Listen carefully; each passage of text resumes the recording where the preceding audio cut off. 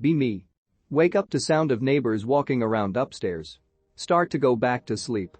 Wake up fully remembering I don't live in apartment anymore. Only upstairs is attic. Wake up wife. Tell her to grab the baby and go to neighbor's house across the street. She dresses hastily. Grabs baby. Thank fuck baby still sleeping. She runs outdoor and goes across street. Door opens. White woman answers. But neighbors are black. Hear footsteps again. Open gun safe. Grab Glock. Pull down attic stairs door. Point Glock up into attic. Unfold ladder and climb up shaking. Turn on attic light. Nobody there. See picture in frame on floor. Shine flashlight at picture. Old picture of my older sister. From the time we went to the pool. Remember like it's yesterday. Couldn't believe mom had stooped so low. Called the doctor to find out about an underwater weighing test. More accurate than just standing on a scale. Didn't take a shower BCI would have been wet from the pool. Sister. Did too. Sister put her hair into a ponytail before going into pool. Sister wore pants and bra, so she enjoyed minutes of going into water. I did not. Just then broke from my memory. Hear footsteps downstairs now. Run back down ladder. See person run out back door. Point Beretta at them, but no clear shot. Hear car motor start up. It's my car. Run out back door, pointing Beretta in front of me whole time. Turn corner, Glock pointed at my own car. Nobody there. Car not even running. Only thing I see is man door hand hook car door. Be me. Random New York nobody born into a poor family with a lot of kids. The town is going through some weird Methodist religious awakening. I go to the woods to pray and see if I should be a Methodist. Intense vision of God and Jesus descending from the skies and telling me I will be a prophet. FFW, 14 at the time. Becept. 21st. Praying in my room. Notice a weird light source floating in the middle of my room. It gets brighter and brighter until I can barely see. A person appears at my bedside. He is floating, standing in the air. He is wearing a white robe, whiter than anything that could naturally occur.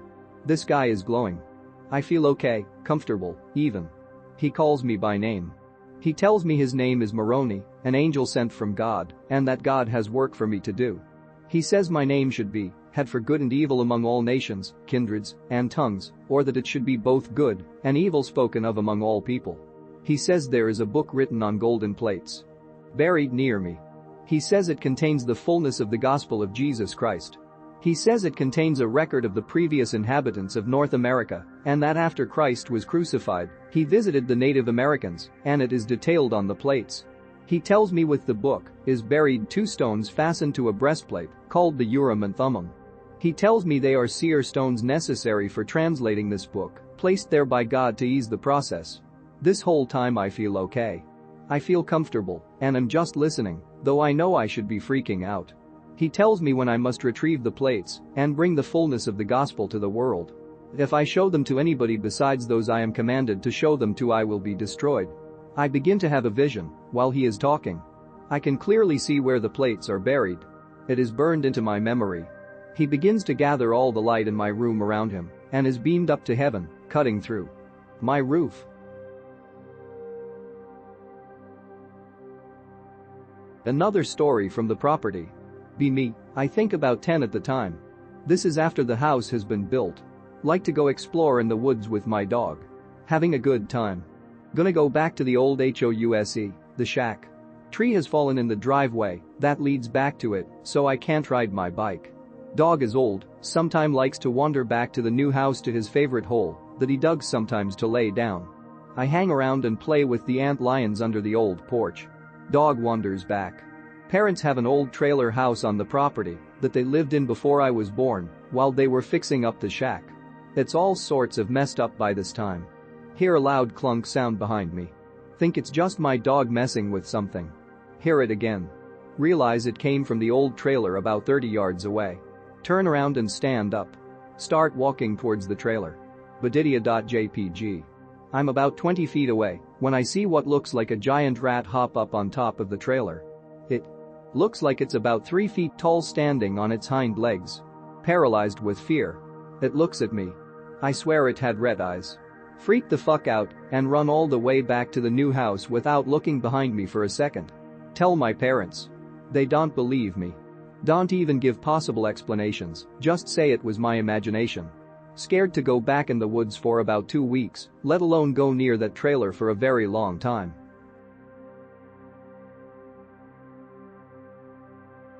Another story from childhood.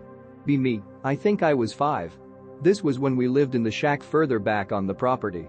I was kind of a shitty 5 years old. Said something to my mom that made my dad mad. Dad refuses to talk to look at me for whole night. Dad works as a nurse at a local hospital and is always on call. Gets call at dinner table and goes to work. Woken up in the middle of the night by my dad. Tells me to get my shoes on. Try to ask questions, get your shoes on and on. Walks out of room. Find dad outside my door. Takes me by the hand and leads me outside. It's pitch black. No idea of time. Leads me into the woods. Try to ask him questions, but he just shhhhhs me. Make it a ways in. Freaking out. JPG. Think about wolves, snakes, creepy crawly things in the night. Lets go of my hand. Follow sound of footsteps. Can't even see my dad, just hear pine needles crunching. No idea of how much time passed. Find myself less scared by the time we loop back to the house. Don't see dad, but know I'm home. Go to bed and try to forget about it. Dad insists to this day that it never happened. I know it did.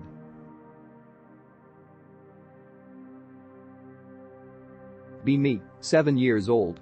Live in Bumfuck, nowhere, Texas on 30 acres of wooded property. Parents saved up money to build a cool house after having lived in a shack in the back of property for many years. Move into new house. First thing they do is get me a bunk bed. Hecky.jpg. Sleep on top bunk for a while, then start switching where I feel like sleeping. Have sleep paralysis frequently when on bottom bunk. It's scary, but kind of cool sometimes. Always staring straight up at the board of the top bunk, when it happens, I sleep on my side, but sleep paralysis happens on my back. Every time I figure out how to move, it wakes me up. One night during one of my sleep paralysis times, I find myself on my back, but with my head to the side. Looking at other side of room, bed is against wall in a corner. There is a figure in between my bookshelf and TVSTAND, had one of those tiny TVs with a VCR built in that we got from an old second-hand store that doesn't exist anymore one town over. Peripherals. Show 2 other figures in the room, but they are shadow. The one directly in my vision has a white face. Freaking out. JPG. Try really hard to move and I'm able to swing my right arm over. Fall out of bed. That arm works for some reason and start crawling towards figure. WTF, why vampire? Is all my little brain can think. But I keep going towards it. Get to its feet, black out. Wake up next to window. Scramble to window just in time to see red, blue, white lights on a disc zooming out of yard. Every time I think about it, it makes my eyes water, like I'm not supposed to think about it.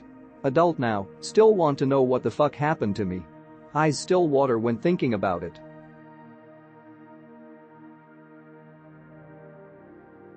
I'll start. Be me. Had a dream in which I summoned a demoness. She wasn't happy about it. She pointed her finger at me. As she lowered it down I felt a tremendous force, which pushed me down to my knees before her. She came closer and touched my forehead with her finger. I could feel she was able to read my every thought. She knew absolutely everything about me now. And she learned about my giantess fetish as well.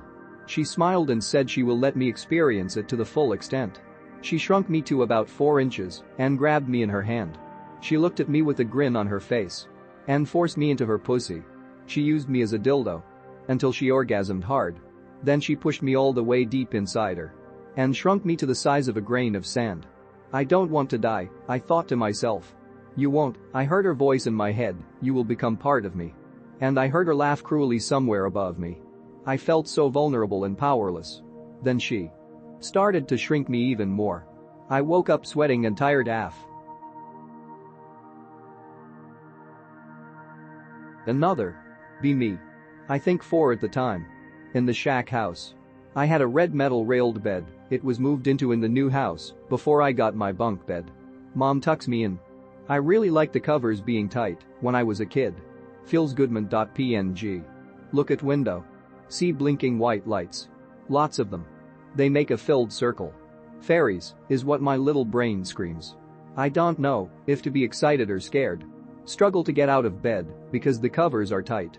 Run to tell mom and dad, thank God I didn't see something I shouldn't have. I tell them I saw fairies. They say there is no such thing, it was probably lightning bugs. Mom tucks me back in and leaves room. Feels good again.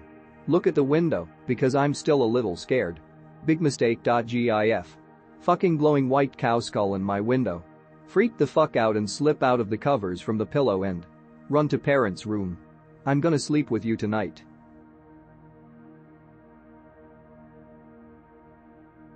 Guys, what the fuck, the weirdest fucking shit just happened. Be me. Watching TV in my living room. Late night, probably about 2 a.m. Get a text from my sister.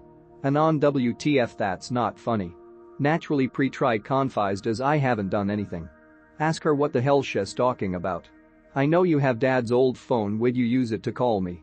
Our dad is fucking dead, and I threw out his phone months ago cause it was a shitty old BlackBerry, so I assume she's fucking with me.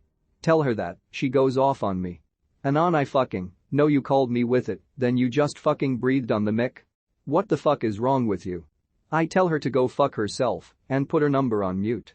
Decide I should go to bed, it's like probably about 2:30 now. Slide into bed and prepare for some nice cozy dreams. Phone rings. Forget I put my sister on mute. God damn it, bitch must be calling me. Check phone. Caller id, says dad. I fucking freeze. I click the pickup button. Hi, we are reaching out to you about your car's extended warranty. Pick unrelated. I've since moved far away from the property, but my parents still live there. On that note, my parents lead me into the next story. Be me again. 5 once more. Quite a few of my stories take place when we were in the shack at the back of the property. Mom wakes me up in the middle of the night. Dad is missing. We get on clothes and shoes and walk the driveway up. Me, obviously scared because young and it's dark in the woods. Mom uses a flashlight. That makes it a little better. We walk a lot and it's deeply wooded. The trees hadn't been cut down yet to make a lot for the new house. Get to the end of the driveway where the gate is, it's about the length of 2 football fields, 200 yards to get there. Dad is there. He is silent. Says helicopters came and men came down from the helicopters into the pasture across the road. WTF? Dad is visibly shook. We walk back to the house and talk about it. In the morning Dad insists that he was awake and remembers everything. New development. Mom remembers being there with him. WTF? Mom, Dad, and myself all remember this one